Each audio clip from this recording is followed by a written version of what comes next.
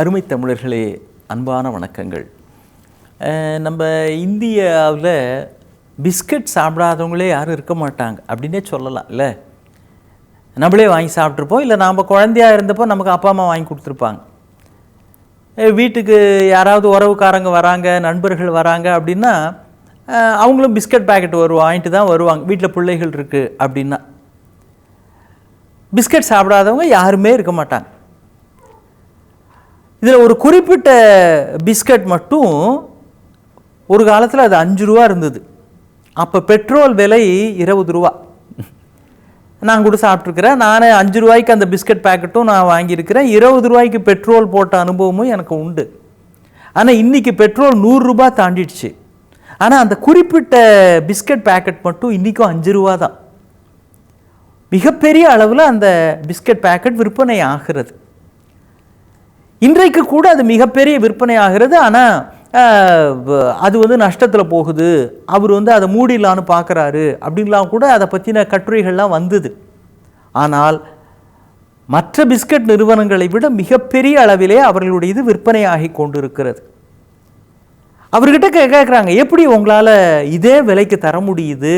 சொல்லப்போனால் விலை ஜாஸ்தியாச்சே, அதனுடைய தயாரிப்பு செலவு கூட அதிகமாக தானே இருக்கும், எப்படி இதே விலையில் தரீங்க? பல ஆண்டுகளாக இப்படியே செய்கிறீங்களே, உங்களுடைய லாபத்தின் ரகசியம் என்ன அப்படின்னு கேட்குறாங்க. அவர் சொல்கிறார் பாருங்க, ஏழை எளிய மக்களுக்கும் ஒரு சத்துணவு கிடைக்கணும், புரதம் நிரம்பிய சத்துணவு கிடைக்கணும்னு நான் ஆசைப்பட்டேன். அதனால தான் அந்த மக்களுக்கு எவ்வளவு தூரம் குறைஞ்ச விலையில் கொடுத்தது முடியும் அப்படின்னு என்னுடைய நிர்வாக குழு ஆராய்ச்சி செய்ய வச்சு அவங்ககிட்ட இதை குறைந்த விலையிலேயே தரா மாதிரி தயாரிப்பு செலவையும் உள்ளடக்கி பண்ணுங்கன்னு சொன்னேன். அதனுடைய விளைவு ஏராளமான மக்கள் இதை வாங்க ஆரம்பிச்சிட்டாங்க. அதனால் எனக்கு லாபம் பெருகியது.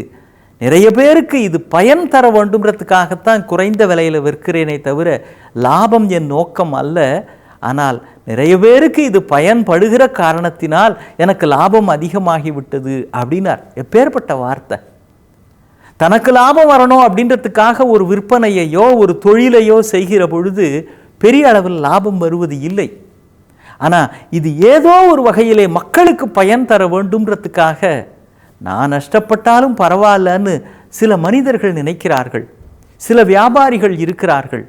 சில நிறுவனங்கள் அப்படித்தான், இது மக்களுக்கு பயன்பட வேண்டும்னு நினைக்கிறாங்க. சில அரசுகள் கூட அப்படித்தான், நமக்கு நல்ல பேர் வரணுன்றதுக்காக இல்லைப்பா, மக்களுக்கு பயன் தரணும் அப்படின்னு நான் போதும் அப்படின்னு. இன்னைக்கு கூட தமிழ்நாட்டில் ஒரே ஒருவரைத்தான் பெருந்தலைவர் அப்படின்னு கொண்டாடுகிறது தமிழ்நாடு.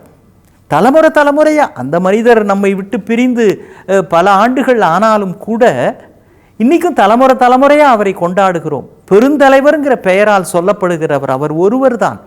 அவர் தான் ஐயா காமராஜர் அவர்கள். அவர்கிட்ட போய் கேட்குறாங்க, ஐயா நம்ம கட்சி ஆட்சிக்கு வந்து அதனுடைய சாதனைகளை எல்லாம் ஒரு விளக்க படமாக எடுக்கலாமே, ஒரு ஃபில்மாக எடுத்து அதை திரைப்படத்தில் அங்கங்கே திரையரங்குகள்லாம் அந்த படத்தை காட்டலாமே, நம்ம கட்சியினுடைய சாதனைகள் நம்முடைய ஆட்சியின் சாதனைகளை திரைப்படமாக எடுக்கலாமேன்னு. அவர் சொன்ன பதில் என்ன தெரியுங்களா? அது எடுக்கிறதுக்கு எவ்வளோப்பா ஆகும்னு. ஐயா ஒரு 3 லட்சம் ரூபா ஆகும் அப்படின்னு. அப்போது ஒரு 3 லட்சம் ரூபா ஆகும்னு சொல்கிறாங்க. இப்போ ஒரு திருமணத்தில் வீடியோ ஃபில்ம் எடுக்கிறதுக்கே அவ்வளோ ஆகுது, அப்போ ஒரு திரைப்படத்துக்கே 3 லட்சம் ஆகும் அப்படின்றாங்க. அவர் சொன்ன பதில் என்ன தெரியுங்களா? ஒரு 3 லட்சம் இருந்தால் நான் கிராமத்தில் ஒரு பள்ளிக்கூடம் திறப்பேன். அந்த 3 லட்சத்தில் ஏன் ஆட்சி இப்படி நடந்ததுன்னு பெருமைப்பட்டுக்கிறத விட 4 பிள்ளைங்க படிக்க வரும்னு சொன்னேன், அதனால் ஒரு பள்ளிக்கூடத்தை திறக்கலாம், இந்த திரைப்படம் எடுக்கிற வேலையெல்லாம் அப்புறம் பார்த்துக்கோ, இப்போ ஒன்றும் வேணாம் அப்படின்னுட்டார். தனக்கு ஒரு விளம்பரம் வர வேண்டும், புகழ் வர வேண்டும், தன் சாதனைகள் பேசப்பட வேண்டும் என்று நினைப்பதை விட இந்த தலைமுறை கல்வி கற்ற தலைமுறையாக மாற வேண்டும் என்று ஒரு தலைவன் நினைக்கிறான். அதனால தான் இந்த நாடே பெருந்தலைவர் என்று அவரை கொண்டாடுகிறது.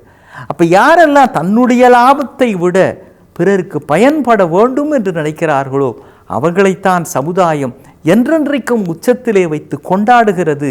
சொல்லப்போனால் சிறந்த வாழ்க்கைன்றது அப்படித்தான் அமைய வேண்டும். அதுதான் மனித வாழ்க்கை.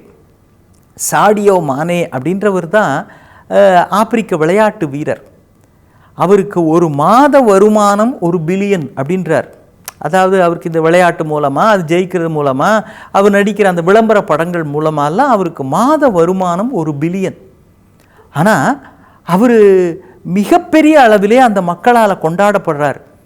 எதனால் அப்படின்னா அவருடைய விளையாட்டுக்காக இல்லைங்க, அவர் பெற்ற வெற்றிக்காக இல்லைங்க. அந்த மாத வருமானம் பெரும்பாலும் கிராமங்கள் தோறும் ஆப்பிரிக்காவிலே அவர் தண்ணீர் கிடைப்பதற்கு ஏற்பாடு செய்திருக்கிறார். அங்கங்கேயும் பள்ளிக்கூடங்கள் திறந்திருக்கிறார், மருத்துவமனைகள் கட்டி தந்திருக்கிறார். அது மட்டும் இல்லை, அதெல்லாம் ஒழுங்காக செயல்படுதான்னு பார்க்கறதுக்காக ஒரு குழுவை நியமித்து அந்த குழு ஒழுங்காக செயல்படுதான்னு பார்க்கறதுக்காக இன்னொரு குழுவை நியமிச்சிருக்கிறார். எப்போ வேணால் இவரே சர்ப்ரைஸ் விசிட் போகிறார், எதிர்பாராமல் திடீர்னு போய் பார்த்து பள்ளிக்கூடத்தில் செயல்பாடு இருக்குது, மருத்துவமனை எப்படி இருக்குது அப்படின்னு. அவர்கிட்ட உங்களுடைய சொத்து மதிப்பு எவ்வளவு அப்படின்னு கேட்குறாங்க.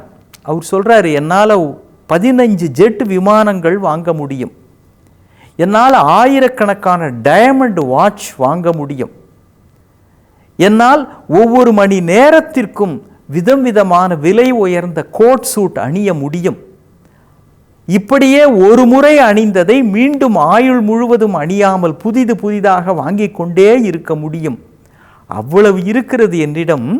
ஆனால் அடுத்த வார்த்தை தான் முக்கியம், இதனாலெல்லாம் என்னுடைய மக்களுக்கு என்ன பயன்? அவருடைய செல்ஃபோன் உடஞ்சி போச்சுன்னா அந்த மேலே டிஸ்பிளே ஸ்க்ரீன் இருக்கே அது உடஞ்சி போச்சு. அதுக்கு பிறகு அவர் அதையே பயன்படுத்திக்கிட்டு இருக்கிறார். என்னையா இதை தூக்கி போட்டு ஒரு நல்ல காஸ்ட்லியான தரமுள்ள செல்ஃபோனாக வாங்கக்கூடாதா அப்படின்னு அப்போ சொன்ன பதில் தான் இது. இது மாதிரி என்னால் விலை உயர்ந்த செல்ஃபோன் 100 கணக்கில் வாங்க முடியும், ஆனால் மற்றவங்க பேசுகிறது எனக்கு கேட்கணும், நான் பேசுகிறது மற்றவங்களுக்கு கேட்கணும், அவ்வளவு தானே. அது இந்த ஃபோன்லேயே எனக்கு கேட்குது. அந்த விலை உயர்ந்த செல்ஃபோன் வாங்குகிற பணத்தால் நான் ஒரு மருத்துவமனையில் ஒருவருக்கு சம்பளம் கொடுத்து ஒரு நல்ல மருத்துவரை அங்கே நியமிப்பேன், அதனால தான் இதை மாற்றாமல் வைத்திருக்கிறேன் அப்படின்னு அவர் சொல்கிறார். இதனாலெல்லாம் எனக்கு பெருமை இருக்கலாம், வசதி இருக்கலாம், என் மக்களுக்கு என்ன பயன்? என் மக்களுக்கு பயன்பட்டால் அதுதான் என்னுடைய வாழ்க்கை சிறந்த வாழ்க்கைன்றதுக்கு அடையாளம் அப்படின்னு சொன்ன காரணத்தினால தான் சாடியா மானேவை தெய்வமாக இன்றைக்கும் கொண்டாடுகிறார்கள். அதே மாதிரி தான் இந்த பிஸ்கட் எனக்கு லாபம் தருகிறதான்றதை விட இந்திய பிள்ளைகளுக்கு சத்து தருகிறதா என்று ஒரு மனிதன் நினைக்கிறான், அவனுக்கு லாபத்திற்கு மேல் லாபம் வருகிறது. வாழ்க்கை கூட அப்படித்தான், பிஸ்கட் லைஃப் மாதிரி அமைச்சுக்கணும். இதனால் நம்முடைய லாபத்தை பார்க்காமல் பிறருக்கு இதனால் பிரயோஜனம் இருக்கிறதான்னு யோசிச்சா தானாகவே உங்களுடைய லாபம் அதிகரிக்கும். இந்த நாள் லாபகரமாக அமையும், இந்த வாழ்வு சமூகத்திற்கு லாபகரமாக அமையும். இன்னும் சந்திப்போம். வணக்கம். சன் லைஃப் சேனலை சப்ஸ்கிரைப் பண்ணுங்க.